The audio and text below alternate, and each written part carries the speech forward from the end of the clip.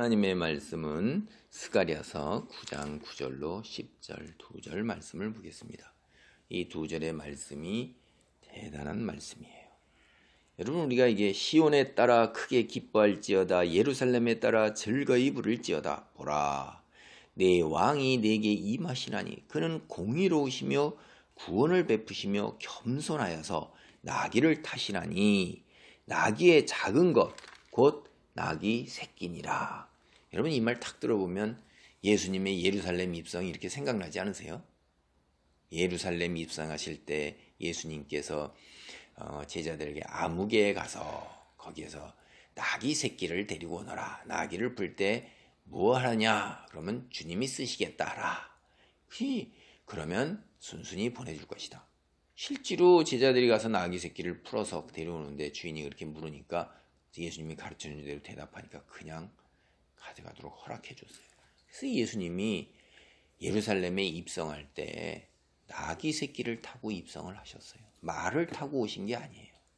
그때 많은 사람들이 호산나, 나를 구원하소서, 호산나, 나를 구원하소서, 그런 뜻이거든요. 제가 알기로 호산나가 나를 구원하소서, 우리를 구원하시옵소서, 이렇게 해서 그 호산나 호산나 찬송하리로다, 주의 이름으로 오시는 이여, 이렇게 하면서 온 성이 다 그냥 법석이면서, 그 다음에 그 가는 데다가 자기 옷 겉옷을 벗어서 깔고, 그 다음에 종려나무 가지를 잘라서 깔고, 그게 이제 예의를 다하는 거잖아요. 그러니까 이때 이제 예루살렘의 종교 지도자들이 다 뒤집어진 거예요. 봐라, 너희가 저렇게 하고 저 세력을 멸하려고 잡아 죽이고 뭐 계획하고 음모했어도 아무 소용이 없지 않느냐. 저 세력이 저렇게 강성해서 온 성이 다 저렇게 뒤집어져 갖고 백성들이 날뛰는데 너희 앞으로 어떻게 할래? 이제 이렇게 하는 이야기가 복음서에 우리가 보면 나와요.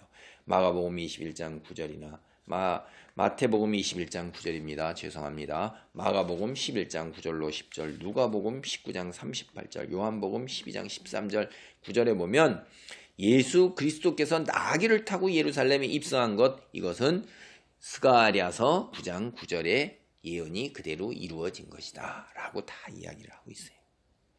예수님께서 나귀를 타고 입성하신다는 건 스가랴의 9장 9절에 했던 예언, 누구예요? 내 왕. 종말의 시대에 내 왕. 그 다음에 예루살렘이 지금 바벨론 포로에 돌아와서 힘들고 어렵지만은 결국은 이스라엘을 회복시키실 것이다. 그 내 왕이 온다 이 말이에요. 그 내 왕이 누구라는 거예요? 예루살렘이라는 신분을 신약시대에 예수님께서 확실히 증명하신 거라 이 말이에요. 그를 본 모든 예루살렘의 백성들이 그가 구약성경에서 얘기했던 자신들이 기다리던 메시아, 구원자, 하나님께서 보내신 자, 왕이라는 것을 인정하고선 그분을 맞이하고 있는 거예요. 그래서 그들이 다 그렇게 호산나, 나를 구원하소서, 찬송하리로다, 그렇게 하는 거예요. 이게 나귀를 타고 입성하는 예수님이 드디어 이런 구약성경 여기뿐만이 아니라 곳곳에 많이 나옵니다. 그분이다 하는 거를 바로 이 본문 구약성경을 그들도 다 깨닫고, 너희가 왜 이렇게 고통 중에 있느냐? 하나님께서 우리를 이대로 내버려 두지 아니하신다. 선지자들이 얼마나 많이 외쳤던고. 예루살렘의 회복, 시온의 회복, 이스라엘 민족의 회복, 이 예수님께서 이제 이루시는구나 라고 걸 우리가 알 수 있어요.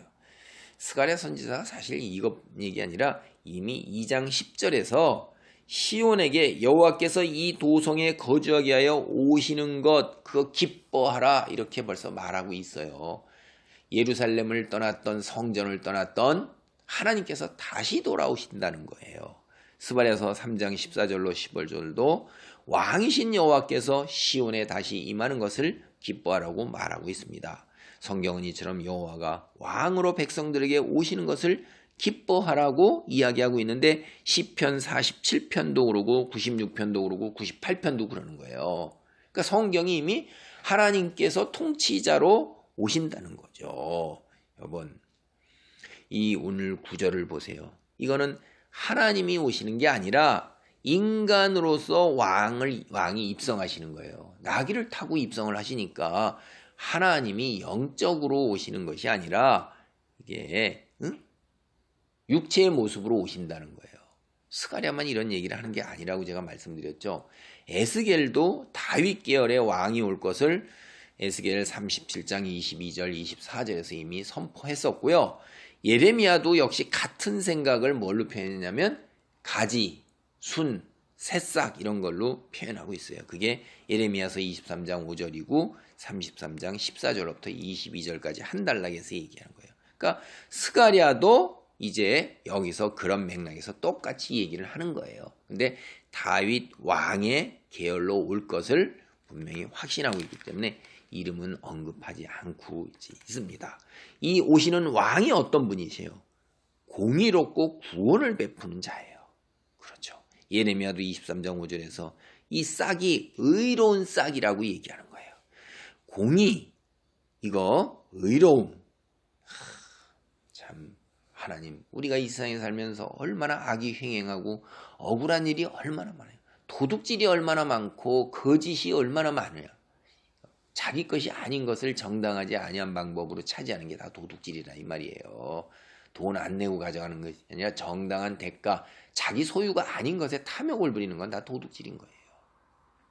그리고 거짓말은 진리 대신 하나님을 기준으로 해서 그 기준을 따르지 않는 것은 다 거짓말이라 이 말이에요. 하나님이 어디 계시냐? 이게 또 거짓말이에요. 이게 예수 믿어 천당 간다? 그러지 않아. 그런 게 어디 있어? 이것도 거짓말이에요. 지가 어떻게 알아요? 나는 모른다. 그래 난 믿을 수가 없다. 이렇게 얘기해야 되는 거예요. 지가 가봤어요? 눈으로 봤어요? 증거가 있어요? 그런데 자기 믿음만이 옳은 거고 다른 사람 얘기는 틀리다고 얘기하는 것 자체가 벌써 거짓이라는 거예요. 겸손해야 되는 거예요. 그래서 여기에 뭐라고 나오셔요? 겸손하여서. 그러니까 우리가 모르는 일은 모른다고 그래요. 영적인 일 우린 몰라요.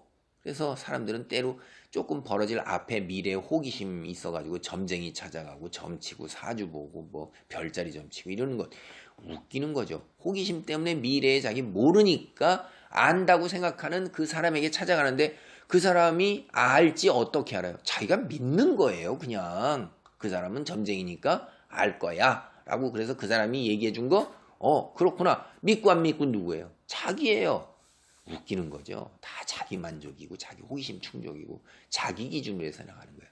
그래서 그런데 그것이 다 거짓이 끼어드는데 진리인 성경, 이 땅에 오신 예수님은 그걸 믿지 못하겠는 거예요. 그거는 참, 왜 진짜는 못 믿고 가짜는 진짜라고 철석같이 믿어요?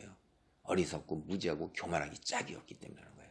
제가 가방을 한번 예를 들겠어요. 짝퉁 가방은 진짜라고 철저하게 믿고 자기 기준과 자기 생각으로, 진품은 아무리 진품이라도 그건 가짜라고 그러는 거예요.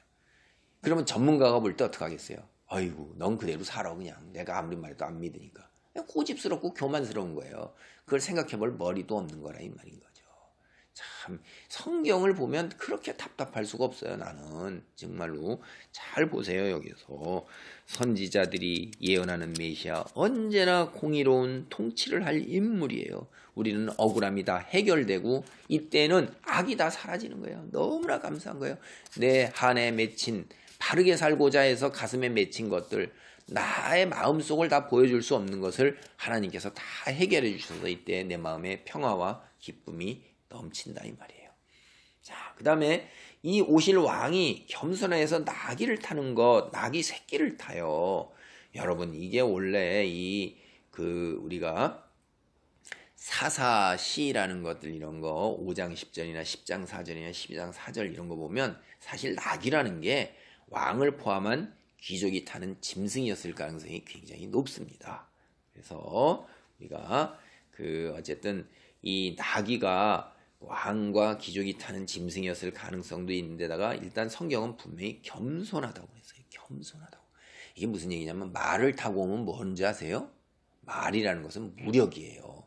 예수님께서 이 땅에 오실 때에는 이스라엘 민족들이 이제 이스라엘을 회복시킬 때 온 세계를 다 굴복시켜서 자기들이 열방에 우뚝 서갖고 열방을 다스릴 걸로, 그러니까 무력으로 정복할 걸로 이제 생각을 했다 이 말이에요. 영화가, 이 세상에 부귀 영화가 권능이 있을 걸로 생각했는데 하나님께서는 무력을 사용하지 않으시는 거예요. 무력으로는, 겉으로는 사람들을 다 복종시킬 수 있어요. 그러나 진실된 속 마음, 자발적으로 나오는 것, 의지로 나오는 것은 절대 아니죠. 겉모습과 속모습이 다른 거예요. 근데 하나님께서 이게 아니라 겸손하게 인간의 곁으로 나오셔서 인격적으로 다가오셔서 했을 때 사람들은 스스로 무릎 꿇고 하나님을 인정하게 되는 것입니다. 그래서 하나님은 무력을 사용하지 않으시고 사랑의 하나님이요, 평화의 하나님이요, 그 다음에 진실된 그 하나님의 정의와 공의로 우리에게 다가오시는 거예요. 거기에 우리가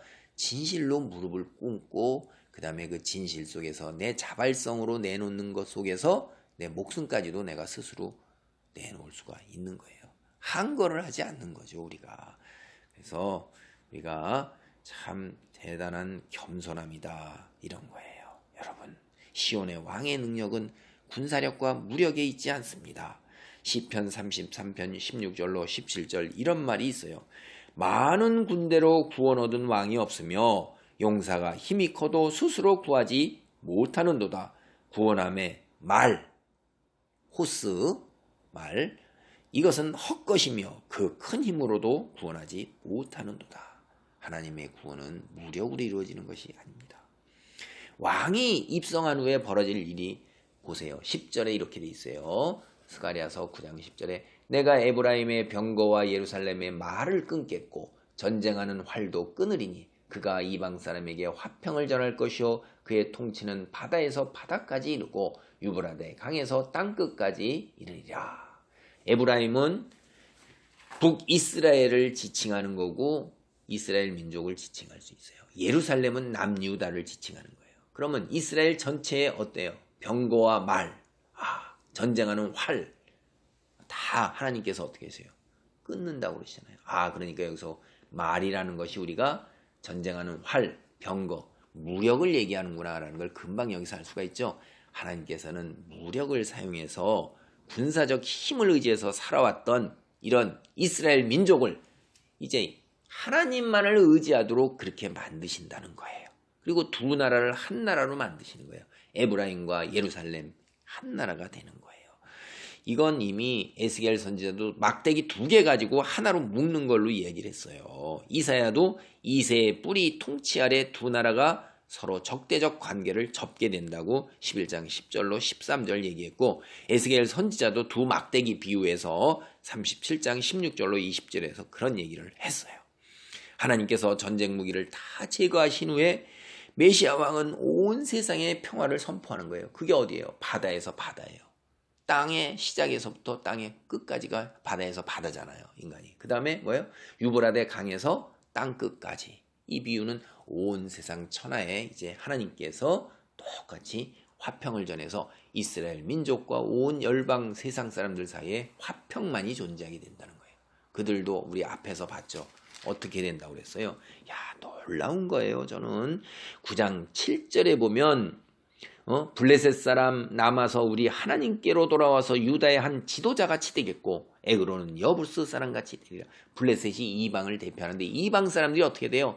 하나님께로 돌아오는 거예요. 그들 중에 누구는 유다와 같은 지도자가 되는 거예요. 유다 왕과 혈통, 이스라엘 지도자. 그리고 또 다른 사람은 여부스 사람같이 이스라엘 족속을 섬기는 사람, 하나님 믿는 자들을 섬기는 자들이 이렇게 되는 것입니다. 놀라운 이방 민족의 열방에도 화평이 있고 구원이 있음을 선언하고 있어요. 여러분, 오늘 우리는 신약 시대에 삽니다.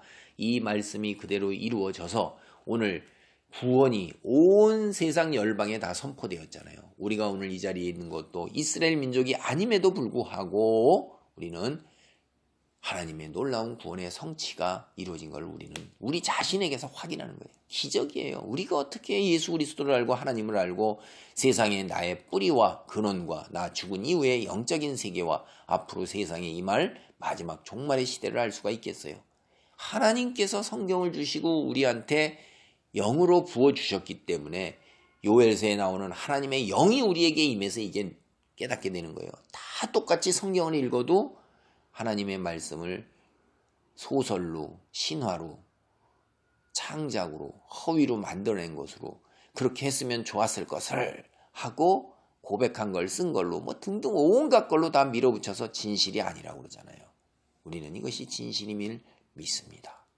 바른 선택에서 하나님의 놀라운 은혜 가운데 축복 가운데 우리가 마지막 때를 맞이하고 또 이 땅에서 그때까지 가는 동안에 주께서 주시는 놀라운 화평과 평화가 우리의 온 생의 여정을 감싸기를 바랍니다. 아멘.